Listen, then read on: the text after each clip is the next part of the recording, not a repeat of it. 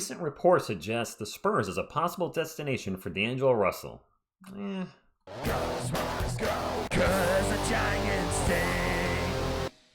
What is up, San Antonio Spurs fans? Welcome to TSR Sports. I came across this article this morning in regards to D'Angelo Russell, and some of you have mentioned in comments on some videos that D'Angelo Russell is a player that you think that we should go after and try to get to the San Antonio Spurs.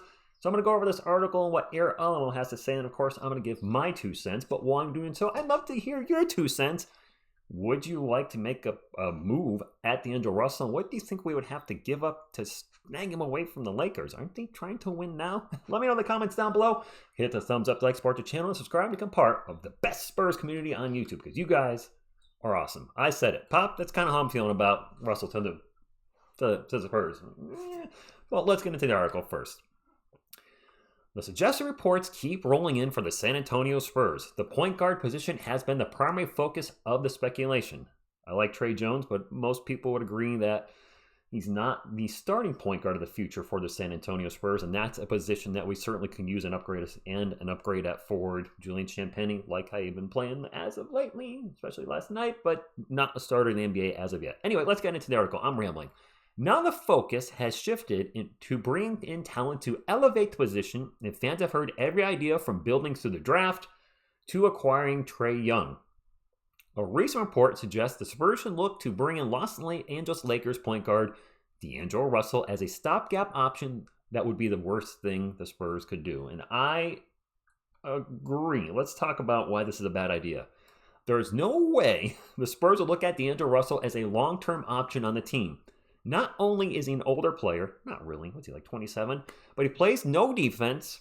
That's already an issue right there because our defense has generally been bad this year. And his inconsistency on offense has been a part of his basketball makeup since beginning of his career in 2015. Over the past 9 years, Russell has shot 43% from the field. That's not good. Every other option that has been floated as viable for the Spurs is better than acquiring D'Angelo Russell. Trae Young would give the Spurs an instant offensive threat that teams would have to game plan around. A draft choice could perfectly align the Spurs with the Spurs timeline.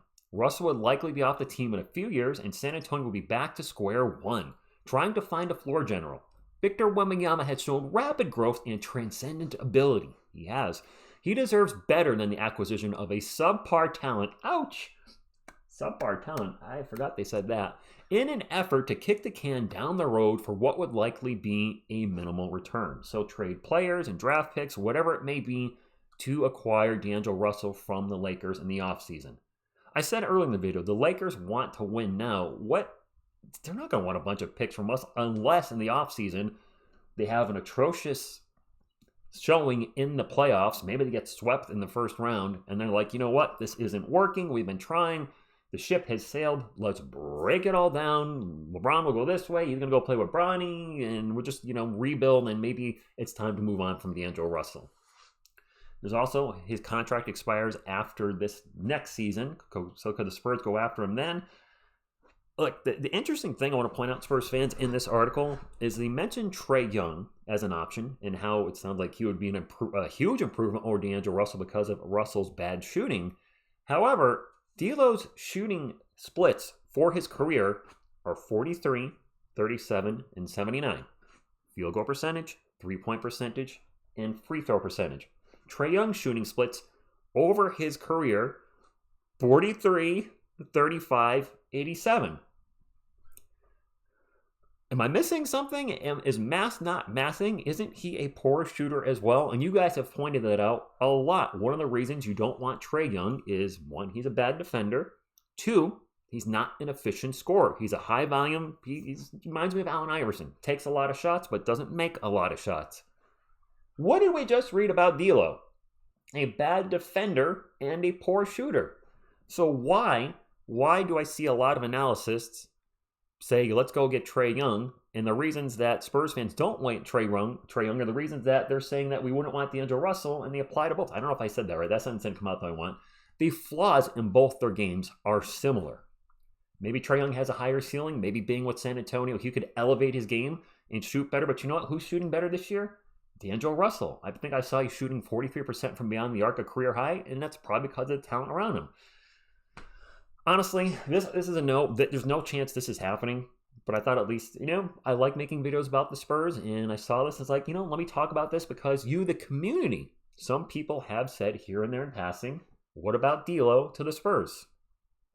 No thanks. I'm gonna pass. Nope.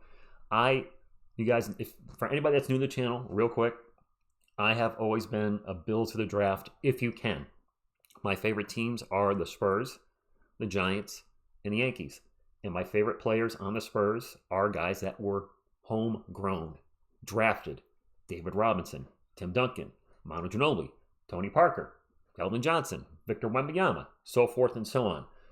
Technically, the Giants did not draft Eli Manning, but he was traded that night, so he was essentially drafted by the New York Giants. And then you have players like Michael Strahan, Lawrence Taylor, Tiki Barber, used to be Saquon Barkley and Odell Beckham Jr., so forth and so on. And then the Yankees. The Yankees are the perfect example of what I love to see happen and not happen with a sports team I follow. Some of my favorite Yankees of all time, Bernie Williams, Mariano Rivera, Derek Jeter, Aaron Judge, those type of players that you bring in and are homegrown and you develop through the system. And then we have guys that we brought in like A-Rod and Giancarlo Stanton. And I'm just like, not really a fan of those huge contracts for players that are proven elsewhere. And I understand. You can't always just build through the draft. We've been very lucky and blessed as a Spurs fan to have players like David Robinson, Tim Duncan, Ginobili, and Parker all come in and create a dynasty. We're very lucky. That does not happen often. It happened for us. Can it happen again? Maybe, maybe not. If the Spurs win the first overall pick, then maybe it does happen, but I understand we are going to need vets off the bench. We're going to need some leadership, maybe players that have had championship experience when we get to that point. But just bringing in vets that are established somewhere else, giving them these huge contracts and hoping that they work out with your guys that didn't come up in the system, I think that's always a very dangerous thing to do. We've seen a lot of players that excelled here. Heck, the Lakers are the perfect example. Russell Westbrook, say what you will about him, Russell Westbrook, Mr. Triple-Double, was dropped into LA and would he last 1 year? And it did not work with him, AD, and LeBron. They did not even make the playoffs. So you just can't take an established star and hope that they'll automatically work with what you're doing. And I don't think this would work. So I'm kind of ranting a bit, but I don't want us to make the mistake of bringing somebody in with a huge contract and then it doesn't work. And that's my biggest fear with Trae Young, because I think that's the player out of all the trade talks we're seeing, that's the one that has the best chance of coming to the Spurs. The worst possible thing, Spurs fans, that could happen with our franchise is we give up the mother load for Trae Young, 3 first-round picks, 4 first-round picks, 5 first-round picks, and some of those picks might be the really heavily protected picks, or maybe our picks are protected that we send their way. Anyway, we give up a whole bunch of stuff for Trae Young, and then it doesn't work, and he's out of here in 3 or 4 years, and then we're starting over.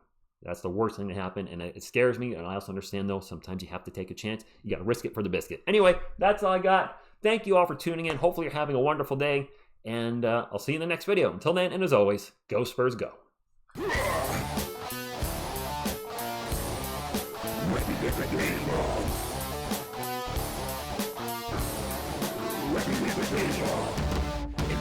Too empty.